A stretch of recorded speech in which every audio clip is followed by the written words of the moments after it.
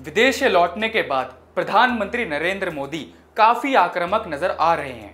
या कहे आने वाले 2024 के लोकसभा चुनावों को लेकर उन्होंने प्रचार शुरू कर दिया है। 5 वंदे भारत एक्सप्रेस ट्रेनों को हरी झंडी दिखाने पीएम मोदी भोपाल गए थे, जहां उन्होंने विपक्षी पार्टियों पर चुन चुनकर हमला बोला। अपने भाषण में उन्होंने 3 तलाक की प्रथा का समर्थन करने वालों को आड़े हाथों लिया और समान नागरिक संहिता यानी यूसीसी की वकालत भी की, जिसकी आजकल देश में काफी चर्चा भी हो रही है। इतना ही नहीं, प्रधानमंत्री नरेंद्र मोदी ने पसमानदा मुसलमानों के बारे में भी बात की और मोदी के इन बयानों को देखकर राजनीतिक पंडितों का मानना है कि उन्होंने अपने भाषण के जरिए आने वाले विधानसभा और लोकसभा चुनावों को लेकर एक एजेंडा सेट कर दिया है। आइए इस वीडियो के जरिए जानते हैं कि मोदी के भाषण ने कैसे देश में राजनीतिक हलचल पैदा कर दी है। नमस्कार, न्यूज रूम पोस्ट में आपका स्वागत है और मैं आपके साथ कुणाल।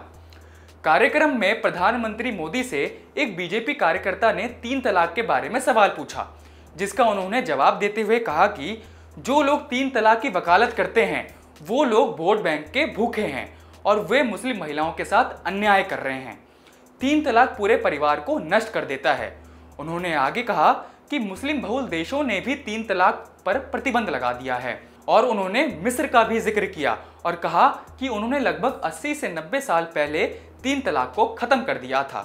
इसके साथ ही प्रधानमंत्री ने अपने भाषण के जरिए देश में समान नागरिक संहिता यानी यूसीसी को लेकर भी अपनी सरकार का रुख साफ कर दिया है। अब यूसीसी का मुद्दा इसलिए भी अहम है क्योंकि ये भाजपा के चुनावी घोषणा पत्र का एक ऐसा मुद्दा है जिसे पूरा किया जाना अभी बाकी है।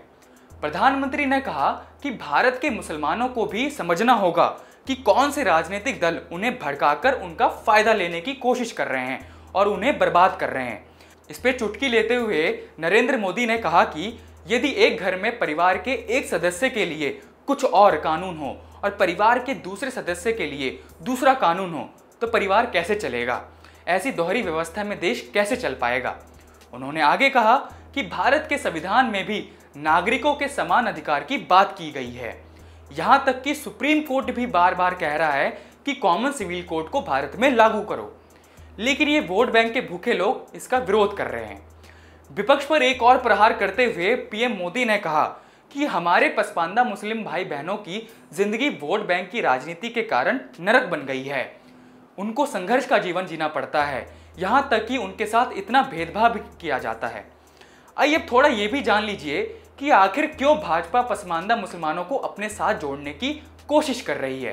दरअसल देश की पूरी मुस्लिम आबादी में पसमानदा मुसलमान की हिस्सेदारी करीब 80% है, जो कि एक बहुत बड़ी संख्या होती है।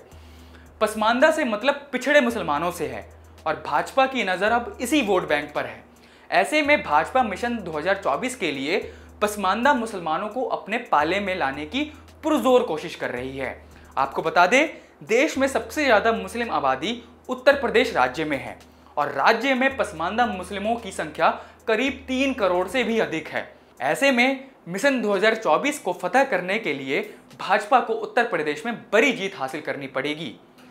फिलहाल इस वीडियो में इतना ही और जानकारियों के लिए देखते रहिए न्यूज़ रूम पोस्ट।